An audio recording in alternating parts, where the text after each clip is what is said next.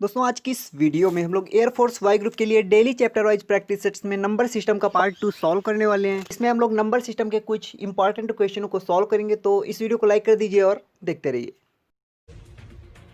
Air force daily practice set timer के साथ solve करने के लिए आप हमारे चैनल प्रैक्टिस वाला को आज ही सब्सक्राइब करें और बेल आइकन दबाकर ऑल पर जरूर सेलेक्ट करें ताकि हमारे द्वारा अपलोड किए जाने वाले और प्रैक्टिस सेट आप तक पहुँच सके। दोस्तों आपको बता दें कि प्रत्येक क्वेश्चन में आप लोगों को 30 सेकेंड का समय दिया जाएगा। हमारा फर्स्ट क्वेश्चन दिया गया कि 3957 में 5349 को जोड़ा जाता है, प्राप्त राशि में से 7062 को घटाया जाता है, परिणामी संख्या किससे विभाज्य नहीं होगी। तो दिए गए ऑप्शंस में आप लोगों को करेक्ट ऑप्शन चूज करना है। आप लोगों का टाइम स्टार्ट होता है अब।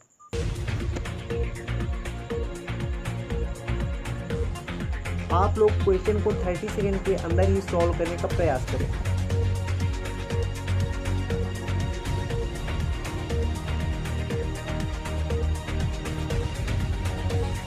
जल्दी कीजिए फ्रेंड्स, और यदि सॉल्व कर चुके तो अपना आंसर भी कमेंट कर दें।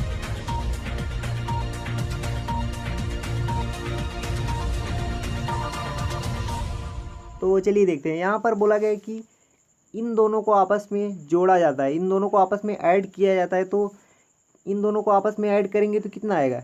इन दोनों को जब हम लोग आपस में ऐड करेंगे तो आएगा यहाँ से 6, यहाँ पर 0, यहाँ पर 3, यहाँ पर 9, इतना आएगा 9306 आएगा। उसके बाद आप लोगों को क्या करना पड़ेगा। यहाँ पर बोला गया कि 7062 को घटाया जाता है। इसमें आप लोग 7062 को घटा दीजिए तो 7062 को जब इसमें आप लोग माइनस करेंगे तो कितना आएगा। यहाँ से 4 4 2 2 2244 आएगा। उसके बाद आप लोगों को क्वेश्चन को आगे पढ़ना है। तो परिणामी संख्या किससे विभाज्य नहीं होगी। तो यहाँ पर ये जो संख्या प्राप्त हुई यह किससे विभाज्य नहीं होगी। तो इसमें आप लोगों को ऑप्शन कौन कौन से दिए गए हैं, 4 3 7 11। तो यहाँ पर पहले आप लोगों को देखना है कि ये संख्या 4 से डिवाइड होगी या नहीं। तो 4 से तो डिवाइड है, क्योंकि यहाँ पर ये जो 2 डिजिट है लास्ट के, ये 4 से डिवाइड हैं, इसीलिए ये संख्या 4 से भी डिवाइड होगी। यहाँ पर आप लोगों को डिविजिबिलिटी रूल आना चाहिए। तो यहाँ पर आप लोग क्या करेंगे, आगे देखेंगे कि ये संख्या 3 से डिवाइड है या नहीं। तो आप लोग क्या करेंगे, 3 से डिवाइड होने का रूल क्या होता है। 3 से डिवाइड होने का रूल होता है कि इन सभी ये जो नंबर दिए गए हैं इनका योग 3 से डिवाइड होना चाहिए। तो यहाँ पर हम लोग देखें, यहाँ पर 4 4 कितना 8, उसके बाद 10, उसके बाद 12। तो 12 तो 3 से डिवाइड होता है, इसीलिए ये संख्या भी 3 से डिवाइड होगी। तो 4 से डिवाइड होगी, 3 से भी डिवाइड होगी। यहाँ पर क्वेश्चन में ध्यान से पढ़ना है आप लोगों को, विभाज्य नहीं है पूछा गया है। उसके बाद आप लोगों को 7 का डिविजिबिलिटी रूल आप लोगों को मालूम नहीं होगा। तो आप लोग क्या करेंगे, 11 का तो मालूम है, 11 का देख लेते हैं। तो यहाँ पर आप लोग क्या करेंगे, 11 का देखने के लिए विषम पदों का योग, विषम पद ये हो गए, ये फर्स्ट हो गया, ये थर्ड हो गया, तो विषम पद ये हो गए। तो विषम पदों का योग, तो 4 और 2 6, और सम पदों का योग ये सेकंड नंबर हो गया ये, और ये फोर्थ नंबर हो गया। तो इनका योग कितना हो गया, 6 हो गया। अब इन दोनों को क्या माइनस, मतलब विषम पदों का योग और सम पदों का योग आपस में माइनस कर दें। यदि 0 आए या फिर 11 आए, या फिर 0 आए या फिर 11 आए, तो वह संख्या 11 से अर्थात 11 से डिवाइड होगी। तो यहाँ पर 0 आया अर्थात ये संख्या 11 से डिवाइड होगी। तो इसका करेक्ट ऑप्शन कौन सा सही हो जाएगा, ऑप्शन नंबर सी इसका राइट हो जाएगा। यह संख्या 7 से डिवाइड नहीं होगी। तो ये जो हमारे पास आया 2244, ये 7 से डिवाइड नहीं होगी। तो उम्मीद करता हूँ क्वेश्चन आप लोग समझ पाए होंगे। चलिए फ्रेंड्स अगले क्वेश्चन की ओर बढ़ते हैं। दोस्तों हमारा सेकेंड क्वेश्चन दिया है कि एक संख्या n 6 से विभाज्य है लेकिन 4 से विभाज्य नहीं है, निम्नलिखित में से क्या पूर्णांक नहीं होगा। तो चलिए दोस्तों, आप लोगों का टाइम स्टार्ट होता है अब।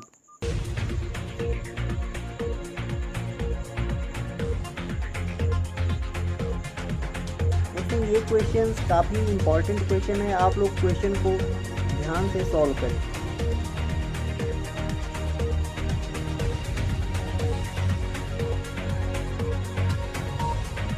जल्दी कीजिए फ्रेंड्स।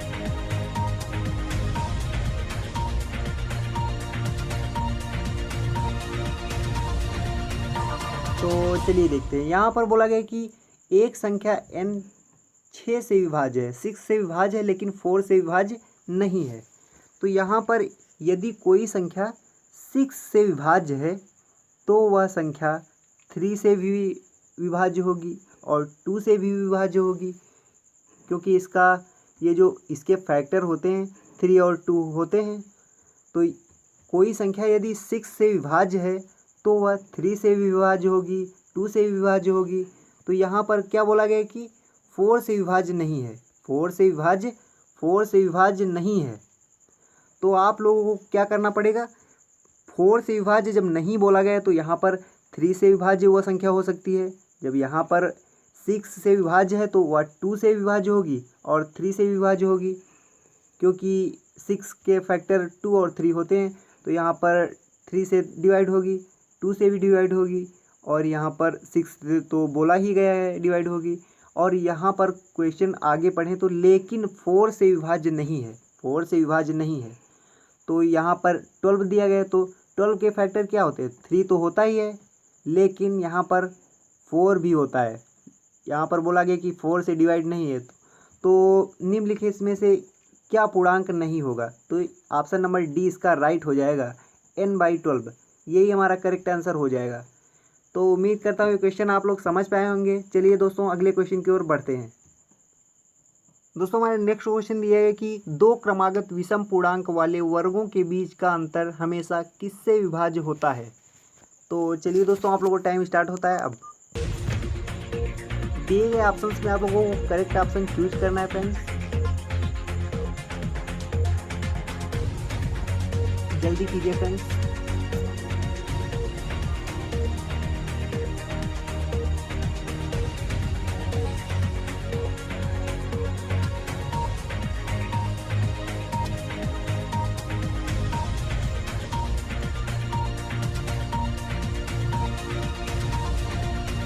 तो चलिए देखिए, यहाँ पर क्या बोला गया कि 2 क्रमागत विषम पूर्णांक वाले। तो 2 क्रमागत विषम पूर्णांक वाले, तो 2 क्रमागत विषम पूर्णांक वाले कौन कौन से हम लोग मान लेते हैं। सबसे छोटे माने, क्योंकि कैलकुलेशन में भी हम लोग आसानी से कर सकें। तो यहाँ पर 1 और 3 2 विषम पूर्णांक हो गए। तो यहाँ पर आप लोगों को क्या बोला गया कि आगे विषम पूर्णांक वाले वर्गों के बीच का अंतर, इनके वर्गों के बीच का अंतर। तो यहाँ पर वर्ग 3 का वर्ग कितना होता है, 3 का स्क्वायर कितना होता है, 9 होता है। और 1 का स्क्वायर तो 1 ही होगा। तो यहाँ पर 1, यहाँ पर आ गया 8 आ गया। किससे विभाज्य है, 8 से विभाज्य है। ऑप्शन नंबर 20 का करेक्ट हो जाएगा। आप लोग यदि इसको इस प्रकार से भी कर सकते थे, यहाँ पर बोला गया कि 2 क्रमागत विषम पूर्णांक वाले, तो आप लोग 3 और 5 भी ले सकते थे, 3 और 5 भी ले सकते थे। 3 और 5 लेते तो आप लोग क्या करते, इसका स्क्वायर करते, इसका स्क्वायर करते। यहाँ पर आप लोगों का 25 आता, यहाँ पर 25 आता और यहाँ पर आता 9। तो आपस में माइनस करते, तो यहाँ से आप लोगों को कितना प्राप्त होता, 16 प्राप्त होता। ये भी किससे विभाज्य होता, ये भी 8 से विभाज्य होता। आप लोग क्रम बाई क्रम, ये जो मतलब 2 क्रमागत कोई भी विषम संख्याएँ ले लें, कोई भी विषम संख्याएँ ले लें, उनके वर्गों का ये जो अंतर है ये 8 से डिवाइड ही होगा। तो यहाँ पर आप लोग और आगे भी ले सकते हैं।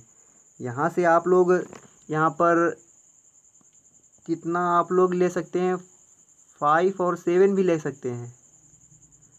यहाँ से 5 और 7 भी ले सकते हैं। तो यहाँ से 49 आप लोगों को मिल जाएगा इसका स्क्वायर, और यहाँ पर 25 मिल जाएगा। यहाँ से आप लोग 4 2 24 आया, इसको भी आप लोग 8 से डिवाइड कर सकते हैं।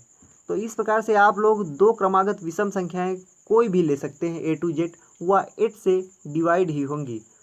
तो उम्मीद करता हूँ ये क्वेश्चन आप लोग समझ पाए होंगे। चलिए फ्रेंड्स अगले क्वेश्चन की ओर बढ़ते हैं।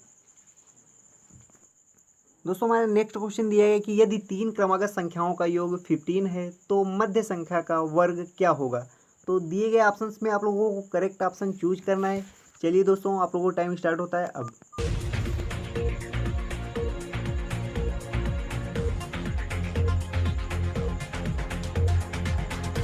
आप लोग क्वेश्चन को 30 सेकंड के अंदर सॉल्व करने का प्रयास करें और यदि आप लोग सॉल्व कर चुके हैं तो अपना आंसर कमेंट कर दें। यदि आप लोगों को प्रैक्टिस सेट अच्छा लग रहा हो सॉल्व करने में तो आप लोग वीडियो को भी लाइक कर सकते हैं। तो चलिए देखते हैं फ्रेंड्स। यहाँ पर बोला गया है कि यदि 3 क्रमागत संख्याओं का योग 15 है तो हम लोगों को मालूम तो है नहीं कोई 3 क्रमागत संख्या है, तो हम लोग मान लेते हैं x+1 x+2 ऐसे मान लेते हैं। तो यहाँ पर क्या बोला गया है, इनका योग 15 बोला गया है। तो यहाँ पर हम लोग इनका योग कर लेते हैं। तो इनका योग कर लेते हैं इस प्रकार से, कितना 15 बोला गया है। तो यहाँ पर से आप लोगों को कितना प्राप्त हो जाएगा, यहाँ पर x 3x और 1 और 2 यहाँ से +3 हो जाएगा। 2 और 1 को ऐड करेंगे तो यहाँ पर इज इक्वल टू यहाँ पर कितना हो जाएगा 15 और यहाँ पर 3x इज इक्वल टू कितना हो जाएगा। यहाँ पर ये जो 3 दिया गया है प्लस का है, यहाँ पर प्लस का 3 दिया गया है और इस तरफ जब हम लोग इसको ले जाएंगे तो ये माइनस का 3 हो जाएगा। जब यहाँ पर माइनस का 3 हो जाएगा 15 में मतलब 3 माइनस हो जाएगा। तो यहाँ से आप लोगों को कितना मिलेगा, यहाँ से आप लोगों को 12 मिल जाएगा। अब आप इसको कैंसिल कर सकते हैं, यहाँ से 3 से इसको कैंसिल करेंगे 4 टाइम्स जाएगा। तो x की वैल्यू कितनी आ गई, x की वैल्यू आ गई 4। अब आप लोगों को क्वेश्चन को यहाँ पर देखना है। तो यहाँ से पहली संख्या हम लोगों ने x मानी थी और दूसरी x+1 और तीसरी x+2। तो यहाँ पर हम लोगों से मध्य संख्या का वर्ग पूछा गया है, मध्य संख्या का वर्ग। तो मध्य संख्या कौन सी, ये किनारे वाली हो गई और ये किनारे वाली मध्य संख्या यही होगी। तो यहाँ पर x+1 अर्थात 4+1 होगी। तो 4+1 कितना होता है 5 होगा। तो 5 का वर्ग पूछा गया है, 5 का वर्ग। तो 5 का वर्ग अर्थात 5 का स्क्वायर इज इक्वल टू कितना होगा 25 होगा। यही हमारा आंसर हो जाएगा। तो ऑप्शन नंबर कौन सा करेक्ट होगा, यहाँ पर देखते हैं। ऑप्शन नंबर बी इसका राइट आंसर हो जाएगा। तो उम्मीद करता हूँ ये क्वेश्चन आप लोग समझ पाए होंगे। चलिए फ्रेंड्स अगले क्वेश्चन की ओर बढ़ते हैं। दोस्तों हमारे नेक्स्ट क्वेश्चन दिया गया है कि 3 क्रमागत पूर्णांकों का योग 51 है, बीच वाली संख्या क्या है। दोस्तों इसके पहले हम लोगों ने इसी प्रकार का क्वेश्चन सॉल्व किया हुआ है। यदि आप लोग उस क्वेश्चन को समझ पाए होंगे तो इस क्वेश्चन को आप लोग आसानी के साथ सॉल्व कर पाएंगे। इस क्वेश्चन का आंसर आप लोगों को कमेंट बॉक्स में टाइप कर देना है। इस प्रैक्टिस सेट में इतना ही। आगे हम लोग रीजनिंग के प्रैक्टिस सेट सॉल्व करेंगे। यदि आपने पहले से ही चैनल को सब्सक्राइब करके बेल आइकन ऑन किया हुआ है तो थैंक यू वेरी मच। नहीं किया है तो अवश्य कर लें, क्योंकि मैं आपके लिए रोजाना ऐसी ही वीडियो लेकर आता रहता हूँ। जय हिंद, वंदे मातरम।